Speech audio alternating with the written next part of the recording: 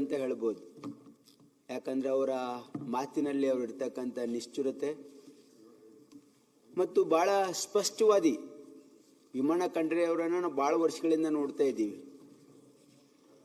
ಅವರು ಯಾವ ರೀತಿ ಅಂತಂದರೆ ನಮ್ಮ ಕಡೆ ಹೇಳ್ತಾರೆ ಏಕ್ ಮಾರ್ ದೋ ತುಕಡ ಅಂತ. ಅವ್ರು ಏನು ಹೇಳಿದ್ರು ಒಂದು ಮಾತು ಹೇಳಿದ್ರೆ ಫೈನಲ್ ಅದು. ಆ ರೀತಿ ಅವ್ರ ವ್ಯಕ್ತಿತ್ವ ಮತ್ತು ಅವರು ಈ ನಮ್ಮ ಏಕೀಕರಣ ಹೋರಾಟ ಆಗಿರ್ಬೋದು ಮತ್ತು ಸ್ವಾತಂತ್ರ್ಯ ಹೋರಾಟ ಆಗಿರ್ಬೋದು ಮತ್ತು ನಮ್ಮ ಈ ವಿಮೋಚನೆ ಏನು ನಮ್ಮ ಕಲ್ಯಾಣ ಕರ್ನಾಟಕ ಭಾಗಕ್ಕೆ ಸ್ಥಾನಮಾನ ಸಿಗಬೇಕು ಅಂತ ಹೋರಾಟದಲ್ಲಿ ಅವರು ಕೂಡ ಭಾಳ ದೊಡ್ಡ ಒಂದು ಕೊಡುಗೆಯನ್ನು ಕೊಟ್ಟಿದ್ದಾರೆ. ಜನರಲ್ಲಿ ಜಾಗೃತಿ ಮೂಡಿಸಬೇಕು ಮತ್ತು ರಾಜಕೀಯದಲ್ಲಿ ಒಂದು ಮೌಲ್ಯವನ್ನು ಇಟ್ಕೊಂಡು ಏನು ಗುರುತು ಅಂತಂದರೆ ಅವರ ದಕ್ಷತೆ, ಅವ್ರ ಮಾತಿನಲ್ಲಿರ್ತಕ್ಕಂಥ ಅವ್ರ ಸ್ಪಷ್ಟತೆ ಮತ್ತು ಅವರು ಎಷ್ಟು ನಿಷ್ಠುರವಾದಿ ಒಬ್ಬ ರಾಜಕಾರಣಿ ಮತ್ತು ಒಬ್ಬ ಪ್ರಾಮಾಣಿಕ ಜೀವನವನ್ನು ಸಾಗಿಸಿದವರು. ಆಮೇಲೆ ಇದ್ದದ್ದನ್ನು ಇದ್ದದ್ದಂಗೆ ಹೇಳೋರು. ಅವ್ರು ಯಾರೇ ಆಗಿರಲಿ, ಅವ್ರು ಬೇಕಾದವರಾಗಿರಲಿ ಬೇಡದವರಾಗಿರಲಿ ಭಾಳ ಸ್ಪಷ್ಟವಾಗಿ ಹೇಳಿ ಇವತ್ತು ನಮಗೆ ಯುವಕರಿಗೆ ಒಂದು ಆದರ್ಶ ಅವರು. ಯಾಕಂದರೆ ಎಲ್ಲ ಹೋದಲ್ಲೆಲ್ಲ ಹೇಳ್ತಾ ಇದ್ರು, ನಮ್ಮ ಅನೇಕ ಸಭೆಗಳಲ್ಲಿ ಎಲ್ಲ ಹೇಳ್ತಿದ್ರು, ನೀವು ಯುವಕರು ತಯಾರಾಗಬೇಕು. ಯುವಕರು ಒಂದು ವೇಳೆ ಸೈದ್ಧಾಂತಿಕದ ಕಡೆಗೆ ನೀವು ಒಂದು ವೇಳೆ ನನ್ನ ಜೊತೆ ಬಂದರೆ ನಾವು ಈ ಸಮಾಜ ಬದಲಾವಣೆ ಮಾಡಬೇಕು ಅಂತಕ್ಕಂಥದ್ದು ಅವರ ಭಾವನೆ ಇತ್ತು. ಈ ಯುವಕರಿಂದನೇ ಇವತ್ತು ಸಮಾಜದಲ್ಲಿ ಬದಲಾವಣೆ ಆಗಲಿಕ್ಕೆ ಸಾಧ್ಯ ಇದೆ. ನೀವು ಐಡಿಯಲಿಸ್ಟಿಕ್ ಆಗಿ ನೀವು ಆ ಆದರ್ಶಗಳನ್ನು ಜೀವನದಲ್ಲಿ ಇಟ್ಕೊಂಡು ನೀವು ಬಾಳಿದರೆ ನಮ್ಮ ಸಮಾಜ ನಾವು ಪರಿವರ್ತನೆ ಮಾಡಲಿಕ್ಕೆ ಸಾಧ್ಯ ಇದೆ ಅಂಥೇಳಿ ಅವ್ರು ಹೋದಲ್ಲೆಲ್ಲ ಯುವಕರನ್ನೇ ಅವರು ಉದ್ದೇಶಿಸಿ ಮಾತಾಡ್ತಾ ಇದ್ರು.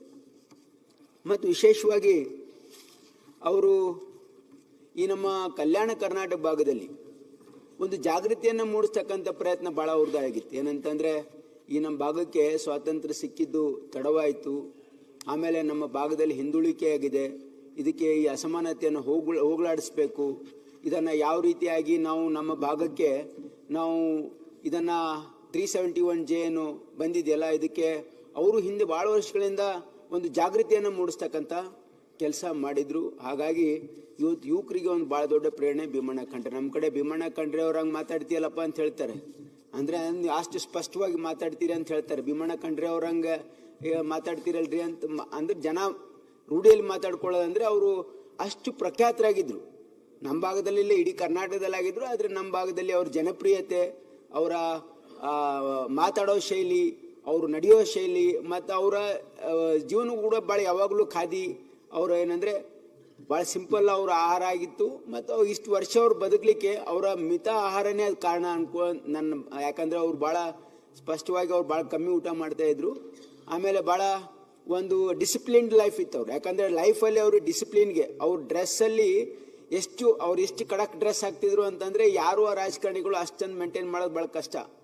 ಅವ್ರ ಡಿಸಿಪ್ಲಿನ್ಡ್ ಲೈಫು, ಅವರ ಜೀವನ ಸಾರ್ಥಕ ಜೀವನವನ್ನು ಅವರು ನಡೆಸಿದರು.